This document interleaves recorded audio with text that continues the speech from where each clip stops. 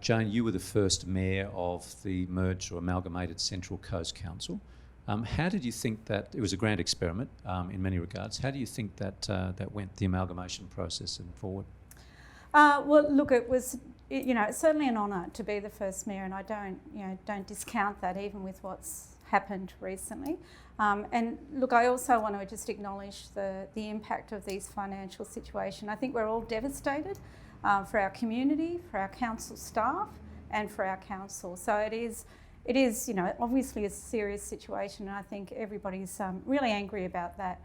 In terms of the amalgamation and the process, I think it was clear right from the start that this was a big council. It was a huge council, and the amalgamation process was always going to be a fraught process. It was going to take time.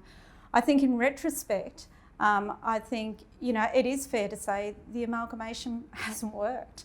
And, that's a hard thing to come to, because I think right across the state, amalgamated councils have worked hard, both at the elected level and the staff level, to try and make it work. But as we see, of the 20 merged councils, there's $1 billion debt across those merged councils in that first 3 years. So the amalgamation has not been properly funded. It had certain restrictions on it in terms of staff freezes for the 3 years. So, trying to bring about change was difficult because there were limitations. It's also had deadlines imposed on it, so rates harmonisation. So a huge amount of work required for the amalgamation without the resourcing to do that, as well as servicing our community with business as usual. The two councils had been talked about that they had very different cultures. We have commentary that some of those cultures were dysfunctional inside the council management and so on. Was that a challenge to put such two sets of management cultures together? Look, it's certainly a challenge, and I don't know that the answer was ever going to be make it one culture. The Central Coast is such a big area, and even as the former Gosford and Warren Council, they were two very different areas.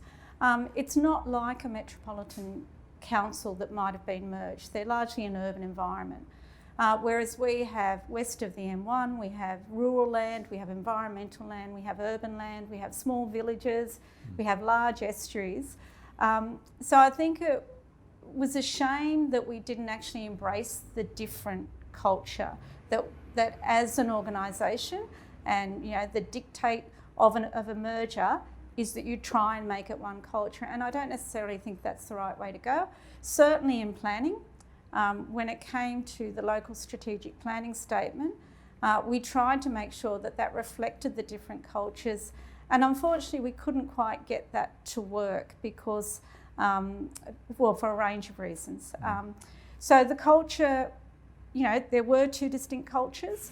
I think it was an ongoing issue that there was pressure to make it one council, whereas perhaps we should have respected the fact that there is diversity across our region and diversity within our council.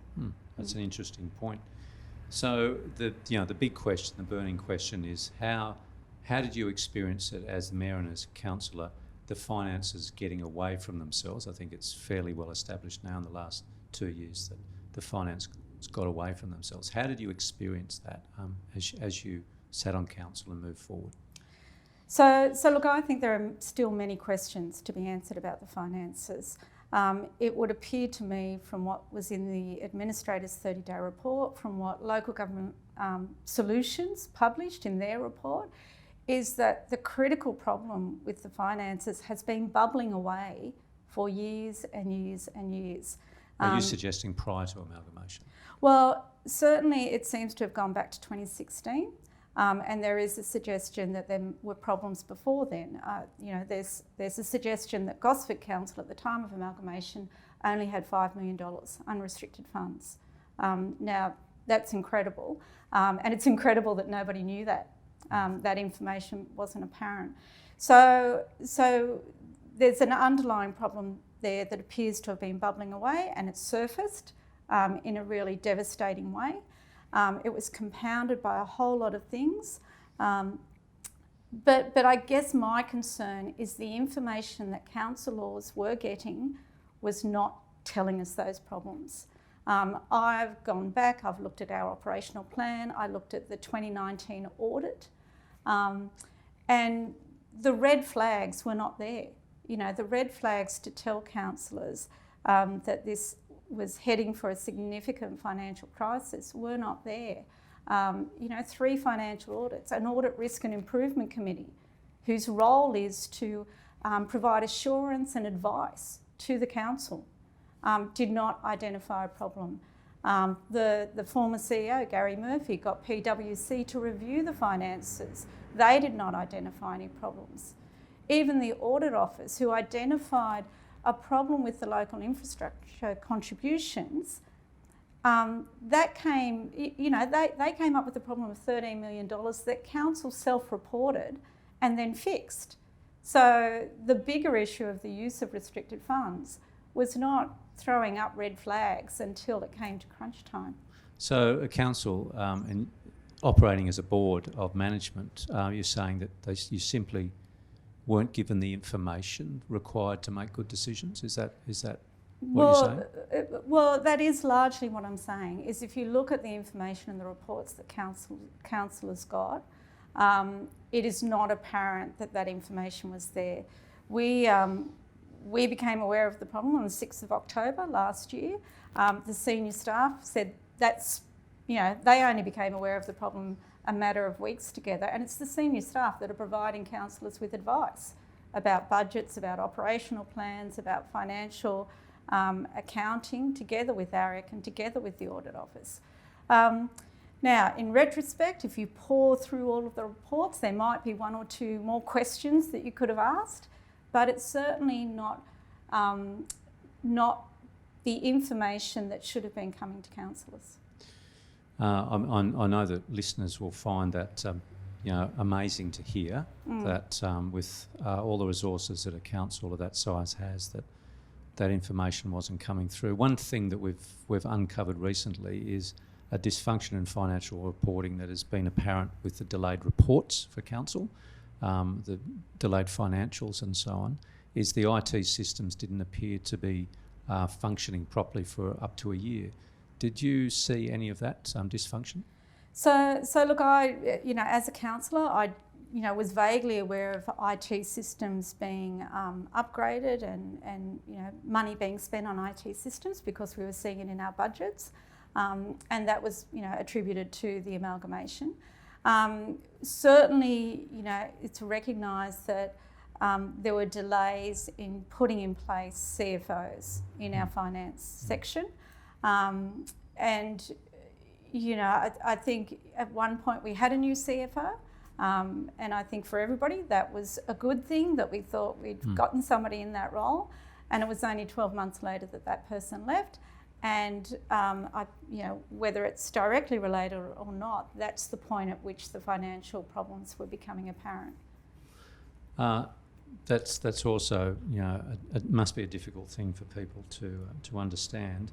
If I want to go back to these internal people that are meant to keep an eye, or structures that are meant to keep an eye on these financials, the first one being the Audit and Risk Committee that the state government implemented to be an insurance policy, as it were, to new councils around the state. How do you think the Audit and Risk Committee functioned inside Central Coast Council? So I don't want to personally criticise any of the members of the Audit and Risk Committee because they, are well qualified people. But I think that is the astonishing thing, that the Audit and Risk Committee, as it currently stands, was put in place by the first administrator back in 2017. Again, a huge job, but these people are experienced. They serve on a number of Audit and Risk Committees for other councillors.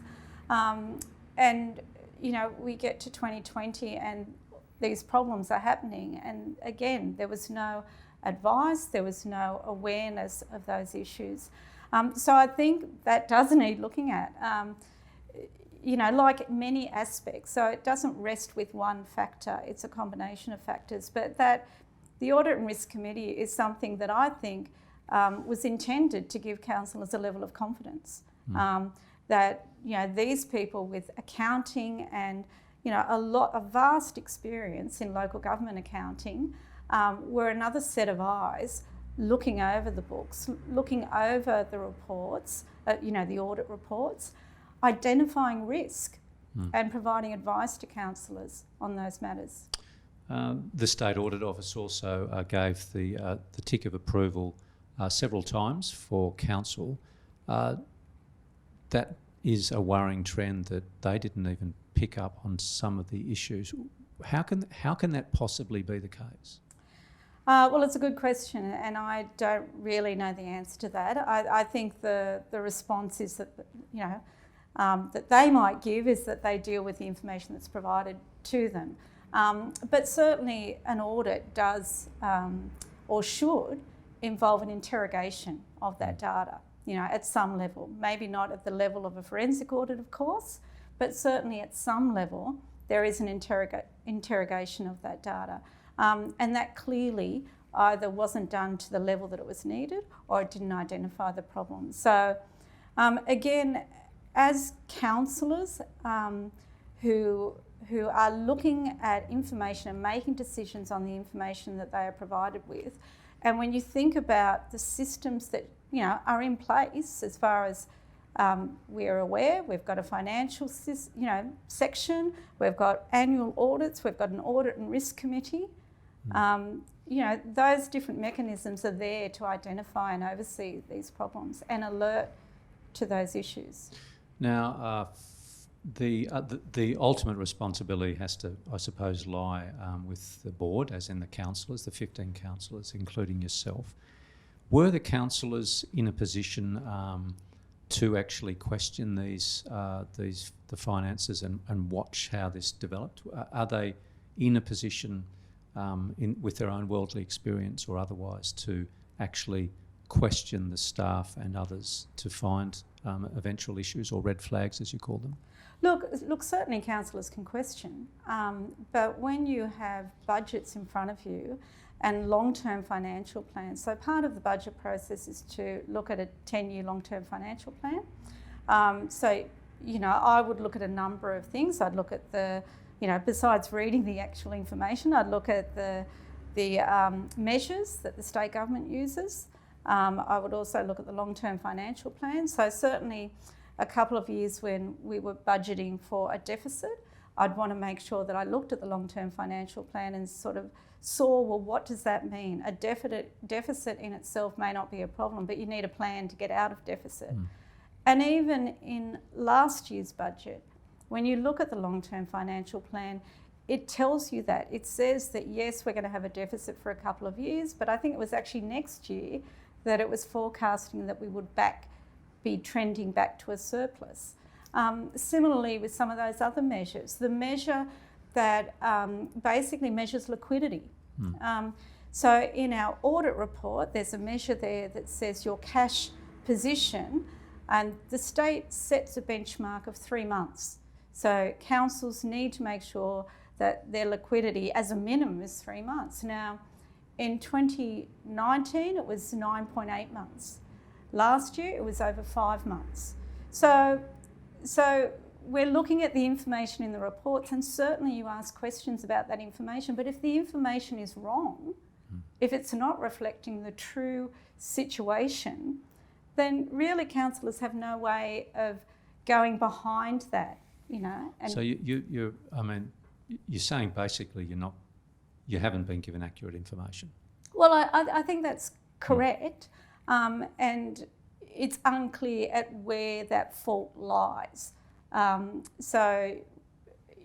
Again, I come back to, it appears as if there was a problem that was bubbling underneath the surface for many years and nobody had identified that problem. People were operating as business as usual and not recognising that that problem was there. The two big holes in the budget that former CEO Gary Murphy identified is his disappointment, the fact that the IPART in fact reduced the income to the tune of about $40 million or more to the council budget, with a winding back of sewer and water charges. Were you, as councillors, aware that that happened and therefore adjusted your ambitions in that regard? Yeah, absolutely. So we were, definitely aware of the IPART decision. We were aware of the proposal that council staff put forward. So we had briefings on that. Certainly made aware that IPART did not accept that proposal, and that the budget was going to take a hit. And there were adjustments made. Now, perhaps those adjustments should have been greater, but certainly when we sat down and looked at the budget, there was factoring in of the fact that the IPART did not give council what they asked for. The unbelievable situation for many, I think, out there is that how that this could gallop away so fast. We're in a position where staff couldn't be paid. Could you, as a councillor, I know that you weren't the mayor at that particular point. Could you, a councillor, did you suspect that something was happening prior to that very abrupt financial situation coming to fruit? So the first time councillors became aware of it was the 6th of October, the long weekend, where we were, brought together and we were told that this was a serious financial situation. One of my frustrations is that the state government were notified on that date, and in fact the minister released a media release on that day saying that she wanted to support council, she would be providing a financial advisor and a HR advisor. So that happened on the 6th of October. Now, subsequent to that, those people didn't appear. So even though the minister stated on that day that that would happen, the staff then liaised with the Office of Local Government. The Mayor at the time, Mayor Matthews, made approaches to meet with the Office of Local Government, had a meeting lined up, and then it didn't happen. And wrote to the minister requesting further information, wrote to the minister requesting approval to use restricted funds to see through that immediate crisis, got no response. So 2 weeks later, staff then advised councillors that we had to make payroll the next day, and if we did so, we would be using restricted funds. So that was the crunch time. One of the disappointing things is that we knew, well, at least in my view, it came down to we had to get in front of the minister the next day, and it appeared that the only way we could get a response is to make her aware that there was an issue with payroll. It is unfortunate that the minister, during that 2-week period, did not follow through on her media release and engage with council and provide that assistance that she indicated she would. Gary Murphy, who alerted the councillors to this situation and has told us in his interview that he effectively feels like he's been thrown under a bus in this particular situation. Do you think there's some validity to that? He's the CEO of the organisation. Surely that is his responsibility to understand what's going there. He's employed on that basis. Look, I think there's more complexity here than people want to know. Unfortunately, I know people are angry. I know people want to blame somebody, and certainly, we all share some ownership of the current situation. Absolutely. I can't speak for Gary, but I certainly think that it was his work that uncovered the problem. So the pattern of what happened is that with COVID-19, Gary initiated engaging a consultant to look at what the impact was going to be on council's finances of COVID. In that process, they identified that there was something that needed more investigation, and it was Gary Murphy that then engaged a further consultant to dig deeper. So he actually uncovered the problem and commenced the process of trying to address it. Now, whether that is sufficient or not, it's difficult to say, but I think the focus needs to be on fixing the problem, not just finding people look, I know people want to be blamed, and I know everybody shares some responsibilities, but we've really got to get to the bottom of the core, the root cause, and how to fix it. Was Gary's employment in any way, was that selection process thorough enough, do you think? It's a very large council and a very challenging situation to put two very large organisations together. On reflection, could that have been done in a different way? So I want to be a little bit careful about how I talk about this, because these processes are confidential and in fairness to all applicants.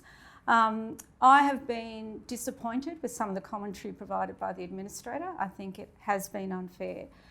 So in terms of the selection process, as Mayor at the time, I was obviously very involved in that. From memory, I think we had in the order of over 100 applicants.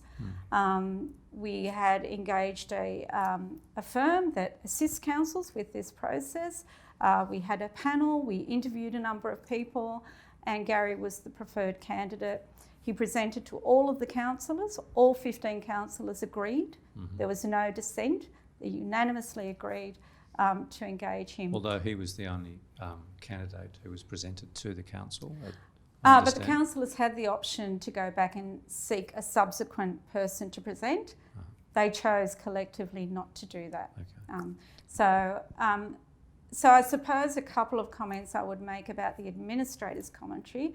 When he says, well, Mr Murphy, was not a suitable candidate because he had not managed a large council like this. The reality is Central Coast Council is the third largest council in New South Wales, the sixth largest in Australia. That means there are only 5 other councils that are bigger than the Central Coast Council. None of those other people applied. So it's not a fair and reasonable statement to make. Sure, you could look to the private sector, you could look to state government sector, but councils are their own beast, and they have certain features that may not necessarily benefit from the private sector and, as a CEO or the state government. The other comment I would make is that in his 30-day report, the administrator suggested that there had been failings in the performance review. And without going into too much detail, I would state that I think some of what the administrator said was misleading and misrepresenting the process. And lastly, the political culture inside the council, as we watched on, seemed to be very divided over the first year was reasonable, but then it quickly seemed to descend into a lot of either personal or partisan politics. Do you think that size of the council, 15, and the structure of it, was that the problem, or was it the people in the room? Look, I think... and the parties in the room. Look, it's a difficult question. Certainly, I would agree that the conduct in many of the meetings was, really poor, and it was challenging. Certainly challenging to chair the meeting, and I know Mayor Matthews also, would have found that challenging. And trying to get councillors to take personal responsibility is a personal choice, isn't it? I'd have to say that Central Coast Council is not the only council that has, sad to say, those kind of meetings. There are other councils where there is a similar, I don't even have a word for it. Theatrics, I guess, theatrics, and that's really disappointing for local government. As somebody who's attended council meetings for 20 years, I remember watching Gosford council meetings, and they were also always respectful debate. There were very few times when it got nasty. Occasionally it did, but over that 20 years, it would only be a handful of times when there was even a derogatory comment directed towards anybody. Wyong Council had a reputation of being much more aggressive, and perhaps some of that carried over into the new council. So I think it is a range of factors. I think certainly 15 is a lot of councillors, but I am concerned, and I haven't formed a view in my own mind yet. I am concerned with the proposal to reduce it to 9 if Central Coast Council stays as big as it is. If you go down to 9 councillors with our projected population growth, that would mean 1 councillor per 46,000 residents. In the old councils, it was 1 council per 16,000 residents. So really, you lose a lot of representation, you lose our democracy in many ways, but I agree 15 councillors as it currently stands is really challenging and not as effective as it should be. The question we ask, is the solution to have a popularly elected mayor that has a mandate from the majority of people in the council area? Again, it's one of those topics that I have not formed a view on. I've certainly discussed it with other people, and there are 2 sides of that coin. There's one argument that you can have a popularly elected mayor that the rest of the councillors don't support. And so it becomes equally problematic in trying to lead a cohesive council. Of course, the benefit of having a popularly elected mayor is that you have in some ways a mandate for the next 4 years and you have some stability. But if you've got a mayor that's in conflict with the majority of the councillors, it becomes a real a problem. Yeah. And finally, are you intending to run again and run a ticket? You ran on an independent ticket last time. Are you intending, if council elections go ahead this year, are you intending to run? Look, I'm certainly weighing it up at the moment. I know there's a lot of anger in the community, and I know that we will all, feel that anger. I think I'm really committed to local government though, and I'm really committed to the Central Coast and our community. So I am weighing it up. I may run, my inclination is, but I certainly will give it a lot of thought. I think for me, just as last time, my concern is making sure we have good people on council, and my fear is that with all of this financial crisis, with all the interference from the state government and the taking away of planning powers, the withholding funding as they have in the bushfires, means that we do need a group of councillors that is strongly committed to our community and works hard for our community. And so that, as a resident, I want to make sure that happens. All right, well, thanks for speaking with Central Coast Newspapers. Thank you very much.